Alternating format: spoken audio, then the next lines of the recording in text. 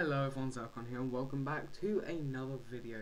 Today is the start of a new series. I am going to be teaching you guys how to do bucket coding. I don't know if this is going to be a well-known series because a lot of people don't even know what bucket is, or at least most of my friends don't. So we're just going to get straight into this and I hope it's useful. So I've just started fresh on Eclipse, so that might help. I'm just going to show you. If you want to get Eclipse, go here, I think. Yep. Then if you just go to downloads, and then you can get the new Eclipse installer here. Links will be down in the description, but I sort of got to just leave it here, and then because I don't know Mac, Windows, or Linux, whatever you guys are on, just pick the appropriate one because I was 32-bit and 64-bit. If you don't know how to find out what type of operating system you're on. One, if you can't be bothered to follow this part, then you might as well just get 32-bit. But I'm just going to show you just in case. Oh, it shouldn't show too much. Hopefully not, at least. Okay, shouldn't really. Okay, view amount of RAM and process speed. So basically just go into system and security system, and it should say here the amount of RAM, processor and everything. You want to see system type, 64-bit operating system. Obviously make sure if it's a 64-base processor, mine is, but if it's 32-bit base processor and 32-bit 64-bit operating system, you're going to want to downgrade it just to make sure it's like good enough for your computer. But yeah, okay, so let's get into the actual tutorial. So you'll be greeted with the screen once you install Eclipse. What you're going to want to do, you want to click this workbench button up here, and you are in your first, you're in your Eclipse window. So just one thing that I like to do before I get going, this drop down arrow here, package presentation and hierarchy, it just makes it look nicer. So let's make our first Java project. I'm just going to go through that again. Right click, right click anywhere on this package explorer pane, click new and Java project. And then you're going to just want to name it test. I'm just going to name it test for now because we're going to create a test plugin. And now here's the part. You are going to also want to download Spigot from getspigot.org. Just bear with me a minute, guys. I'm back. Sorry about that.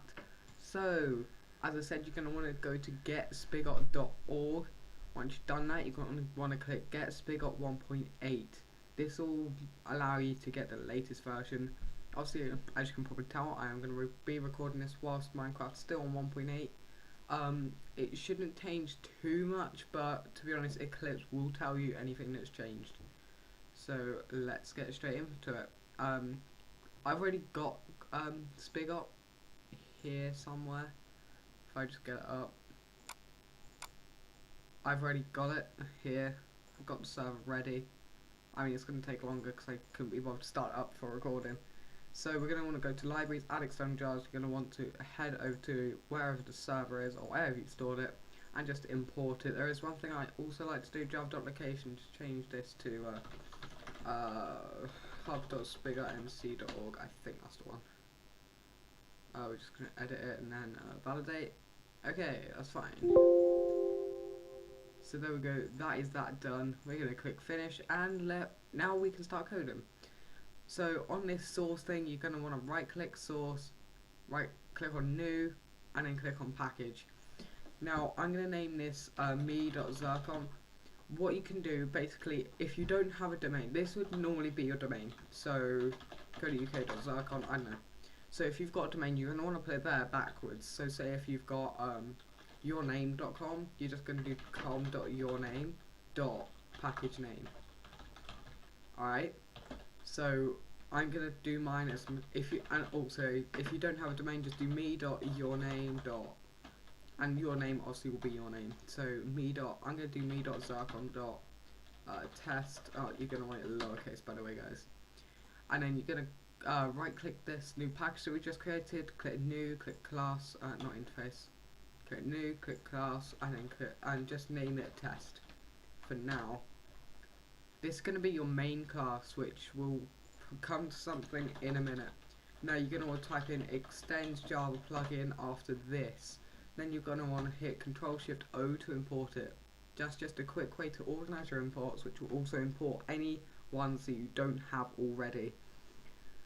Okie dokie then. So we're basically set up. So public, you're going to want to create this. It's not a requirement, this part, because Spigot already does it for you. But I'm just going to do it for showing purposes.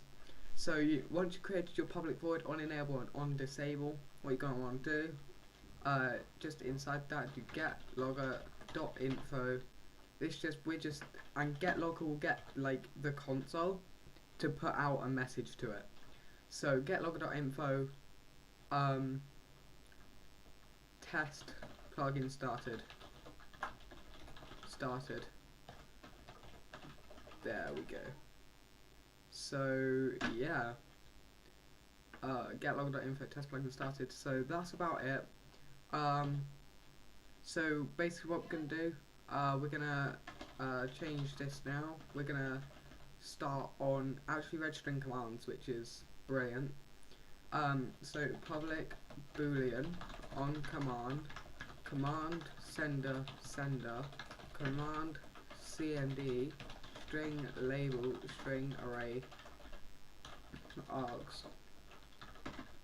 Okay, you're going to want to hit Control-Shift-O again just to import it. Make sure with command that you import, just bear with me a minute guys, I'm back, sorry about that again. So, there we go. So we just basically created our onCommand method that will pick up any command that we have. So this sender part here, this will this just cast whoever sent the command to this variable. So if you want to send them a message, you're going to do send.sendMessage and stuff like that. So we'll get more into the sender later, which is actually pretty close. Command CMD is the CMD that they have just sent to the server. So when you do, let me just do this here. So say if they did /help, help would be the command. I'm trying to think of examples, and then yeah, so that's pretty straightforward. The label is the trying to think of it. The label is the the type of the command that is sent. Well, that's not exactly it. So say if you've got aliases for that command, it would be that's the label. The command is the alias's parent, I guess. I guess that's how you could say it. So yeah, and then the label just is the alias that they send. But obviously the whole command method will just check if the alias is part of something, if it's actually an alias. And I get completely interrupted by that. Sorry about that, guys. So yeah, let's get actually onto registering some commands. So we're gonna wanna just do if cmd.getName.equals ignore case. So basically what I've just done here, which I'm just gonna make that not error quickly. So basically you've done if and open parentheses, cmd, which is this one, dot get name, that will be, so basically it's the label, but basically it grabs the label and gets the actual name of the command. So we're going to be doing /test, so the name will be test, and we can make an alias called t, it will still return test. So then we're going to want to check whatever case this is in. So we're going to make the command register only that, but we can make it register that, multiple ways.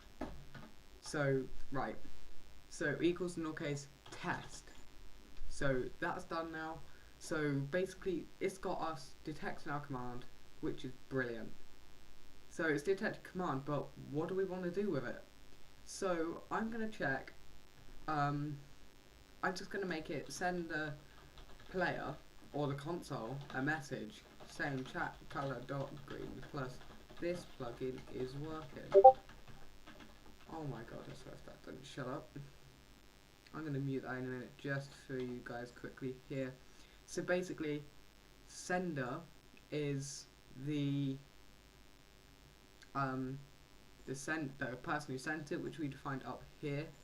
Chat color dot right. So .send message is a function inside command sender.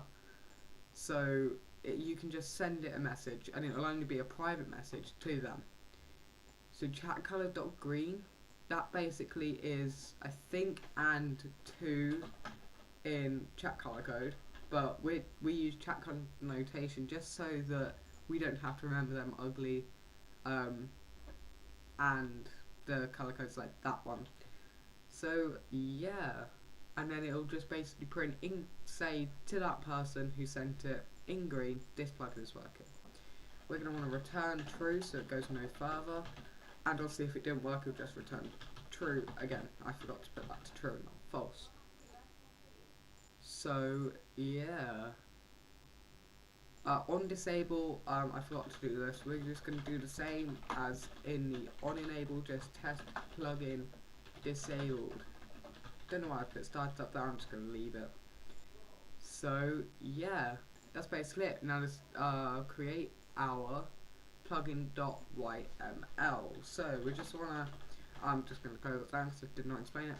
Right click your Java project. Okay, I'm back, guys. So we're going to want to right click your Java project. You're going to click new and go to file, and in file name just put plugin.yml. Make sure it's exactly case like that, otherwise the plugin will not work. If it opens up in anything like Notepad++ or Notepad or anything, just close that down, and then you just want to take this plugin.yml and drag it over into here. So now we're just going to do this. So main colon, and then this is where the plugin comes in. They're like all the packages. So whatever you created your main package as, so I've got me.zircon.test, you're going to want to put your package name that you've done, that we did here, which package name is there. Then the main class is this one, that's where the plugin gets enabled. You're going to want to reference this one here, so me.zircon.test.test. Then you're going to want to go, you're probably going to want to tell them the plugin name. So let's just do that. The plugin name is test for now. The version is 1.0. This can be any number. This can be 2.0, 3.0, 3.5 if you really want, 3.1. I'm going to keep it as 1.0 just because it's the very first variation of this plugin. So yeah, so name is test, version is 1.0. Description can be a test plugin.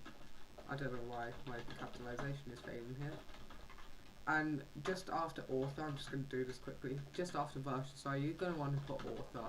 I'm going to put underscores after my underscore because that's my in-game name. So that's all the main stuff done. Now we're going to want to define the commands. So if we just type commands colon, we're going to want to hit space twice.